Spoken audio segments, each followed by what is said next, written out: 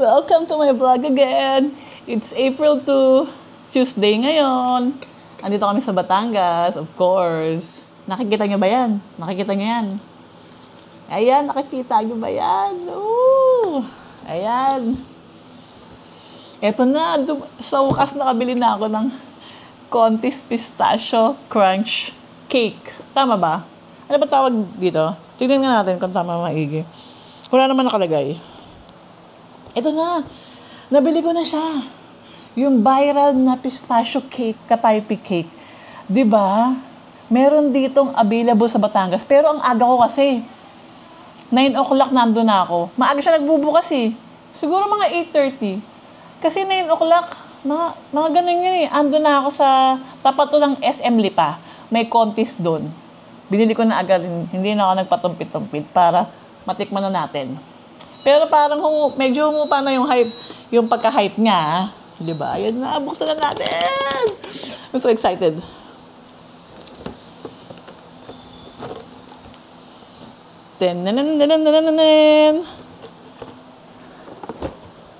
Wow! Ang liit lang pala nga. Grabe. Tignan nyo, sobrang liit lang. Super liit lang niya. Isang dangkal ko lang siya. Yan oh. Mas malaki pa nga yung kamay ko. Oh my God, parang ang mahal niya para sa 1.3. Ngayon ko lang na-realize, kaya pala ang gaan-gaan niya pagkakuha ko. Kaya eto, kainin na natin. Wag na tayo magpatumpit-tumpit pa. Let's go! Ayan siya, guys, oh. Ang liit niya lang. Tignan niyo, mas malaki pa yung kamay ko. Diba? This is ano pala, 1,328. Kasi meron kaming PW discount si baby. Ginamit ko yung ano niya, hiniram ko. Tapos, eto yung pistachio sauce. Kasama na nga to. Tapos, eto yung dried rose petals. Diba? Let's do it. I-pour na natin. Eto. Whee! Siyempre, big John ko din, diba? Habang pinupur. So, ayan na.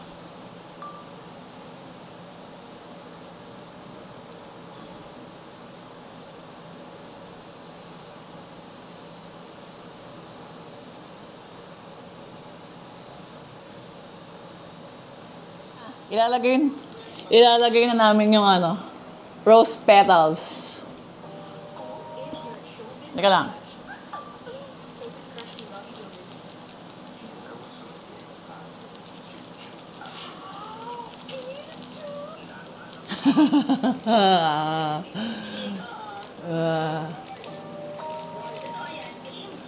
Okay na yan. Ayan na guys, tanggalin na natin. Ayan, nabubulwak yan. Tignan nyo, ha? Pakita ko sa inyo. Teka lang.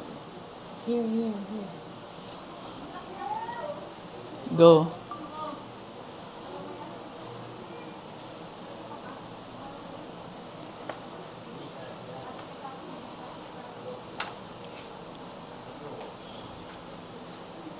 Ayan na, guys. Hihiwain na namin. Diyos ko. Ang liit lang pala niya. Kaya kong tirahin yan, promise.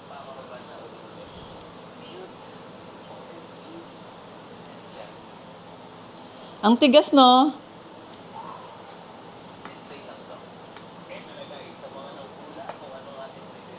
Wow. Nag-aayos yan na. Kakainin ko na. Let's do it. Diba? Grabe. Ito na. Messy lang pala to. Messy siya kainin. Ito.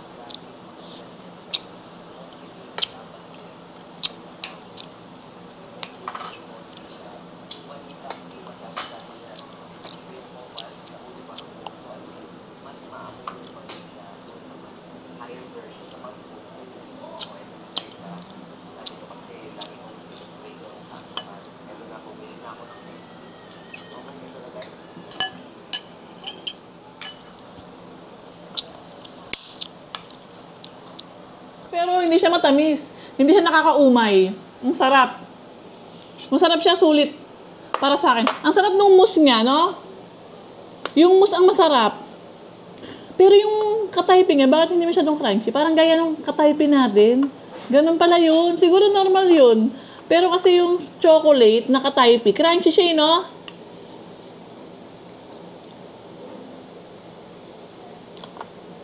May lasahan ko pa eh.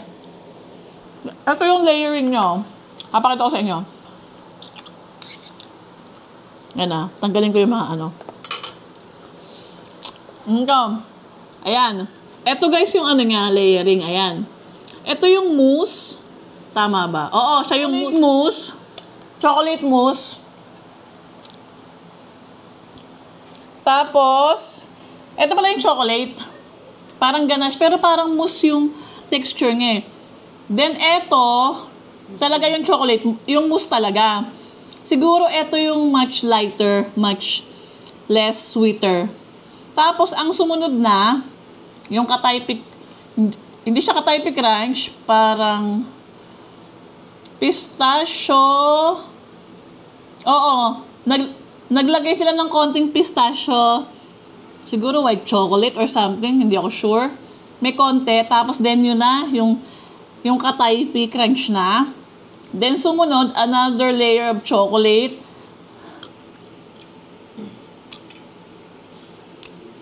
Ay, ang sarap din ito. Para magkalasa to, itong ibabaw, tsaka ito.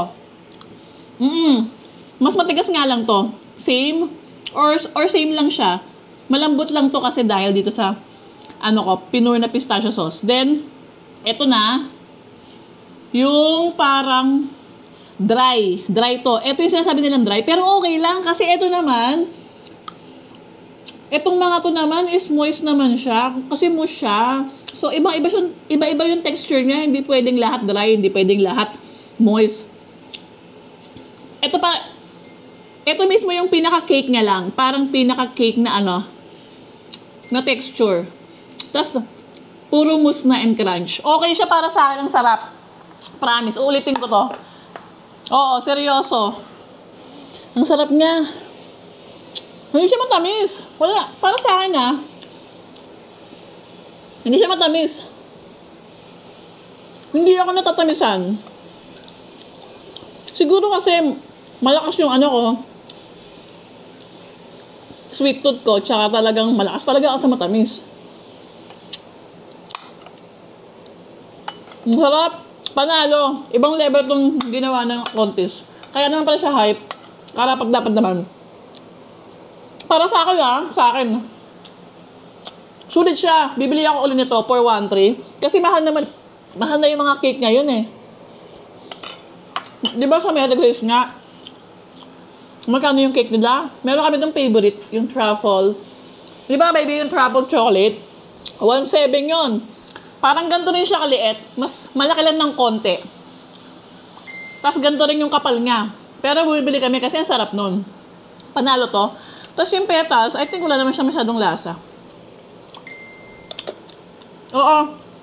Wala naman. Wala siyang lasa. Parang nagbibigay lang ng konting ganda or effect din. Dagdag gimmick. Tapos maganda pa yung presentation kasi ipopurpur mo siya. Ang pinaka nagpatamis lang dito, kung gusto nyo, para yung talagang sa mga ayaw ng matamis, ang gusto lang yung tama lang, huwag nyo i-pour lahat ng sauce. Or huwag kayo mag-pour. Tikman nyo muna. Kasi parang, ito yung pinakamatamis niya. Pero yung cake itself, yung pistachio crunch cake, hindi siya ganun katamis. Okay lang. Tama lang siya sa akin. Diba? Kaya yun, sarap. Oh my gosh. Isa pa.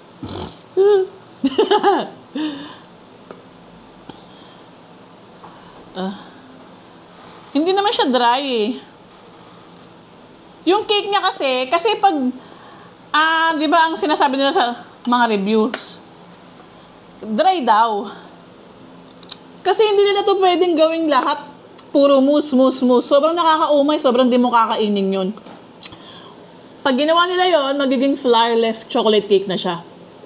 Kaya nga, iniba-iba nila ng layer eh. Hindi siya dry. Yung cake lang talaga, yung cake lang ang iniwan nilang dry. Kasi talagang kailangan siyang dry.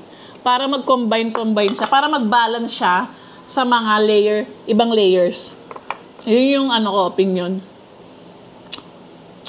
Di ba, baby? Dry ba? Hindi mo na siya pwedeng i-moist eh. Kasi meron nga ng pistachio sauce. Ito na yung magbibigay ng moisture. Ng konting moisture sa kanya. Actually, hindi nga konti eh. Tapos yung mga mousse, hindi to dry. Kasi mousse nga eh. Okay siya sa akin, panalo. 9 out of 10. Bibili ako uli. Ayun na.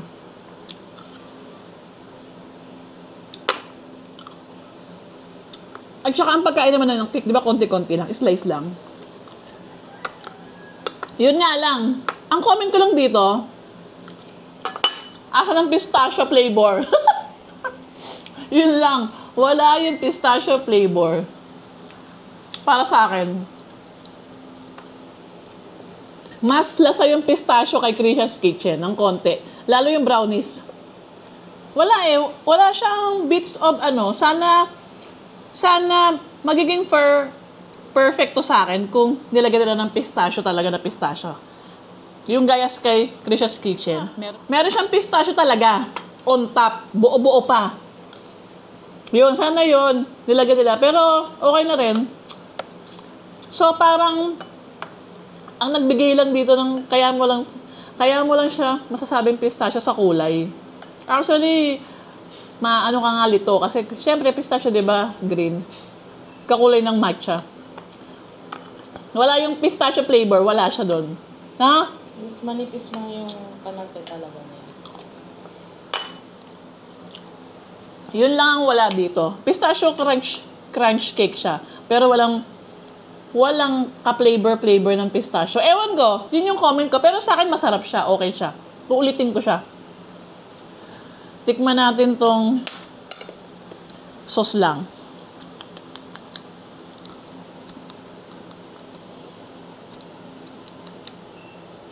Hindi eh. Iba yung lasa.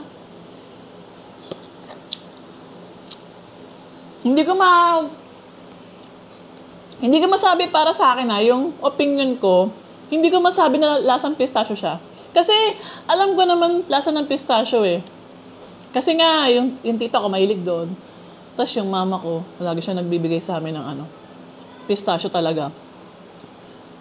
Tapos minsan, yun nga, bibili rin ako sa pag may nakikita ako sa ibang bansa, minsan gano'n. Tapos kumakain.